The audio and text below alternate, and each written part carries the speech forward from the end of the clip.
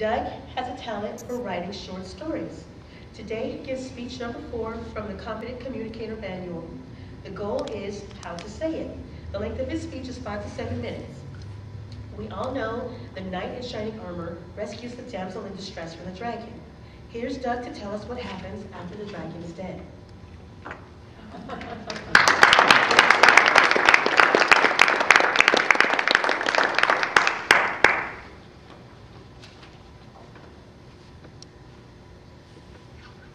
Somerville was a pleasant enough place to live, until the dragon burned everything. It was her fault, of course. If she had not been there, the dragon would not have come.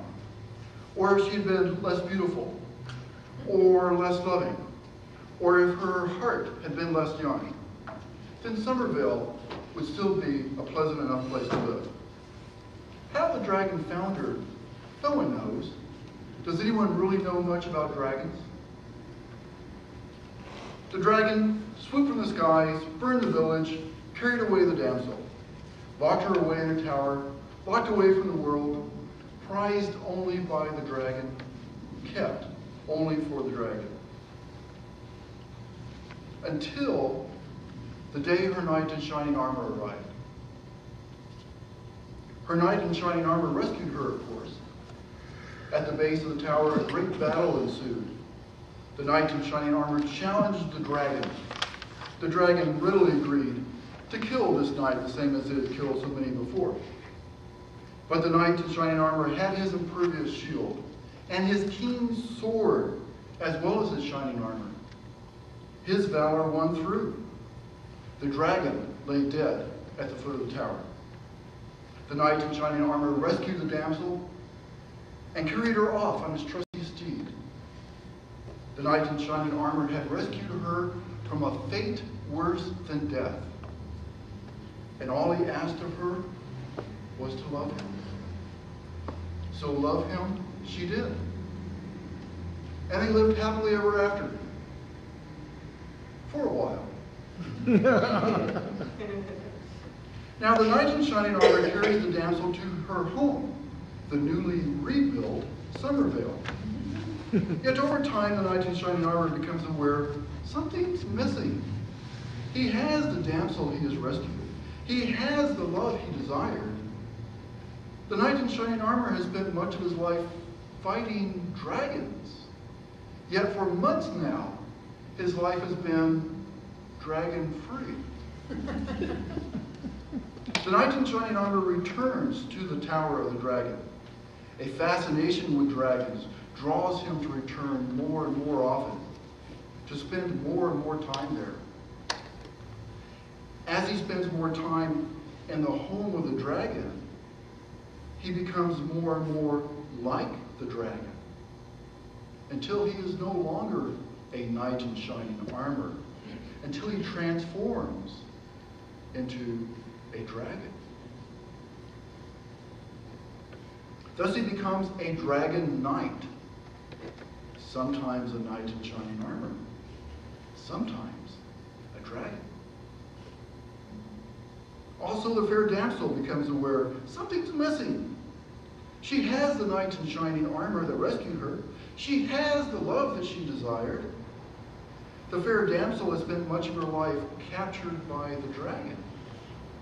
Yet for months now, her life has been dragon-free. The fair damsel returns to the tower of the dragon. A fascination with dragons draws her to return more and more often, to spend more and more time there. One day the fair damsel sees a dragon flying above the tower of the old dragon. Her fascination with dragons overcomes her fear of them. She stands still as the dragon lands beside her. The dragon transforms into her knight in shining armor. And so they meet. The fair damsel, no longer a damsel in distress, and the knight in shining armor, now a dragon knight. The fair damsel's love for the knight in shining armor blends with her fascination of dragons, and thus she loves the new dragon knight. The knight in shining armor's love for the fair damsel blends with his fascination of dragons, and so he loves the fair damsel. Their new love takes on unexpected qualities. Love affects the heart of a dragon differently than the heart of humans. The dragon knight now loves the fair damsel with the heart of a dragon. As the love between the fair damsel and the dragon knight grows, it becomes something more than mere love. It becomes true love. And they lived happily ever after. For a while.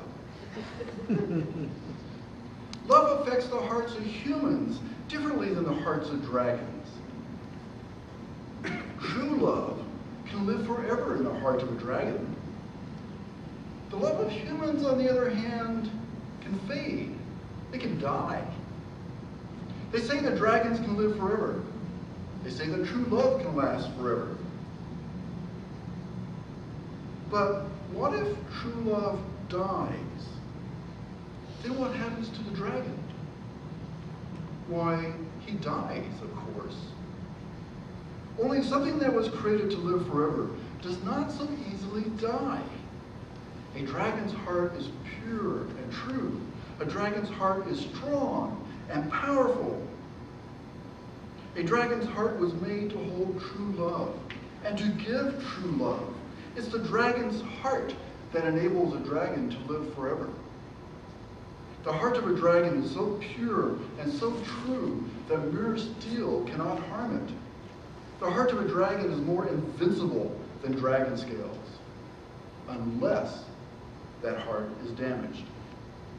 The heart of a dragon can be damaged by only one thing, by only one person, by only one woman. Only by the fair damsel to whom the dragon has given his heart can it be harmed. The dragon's heart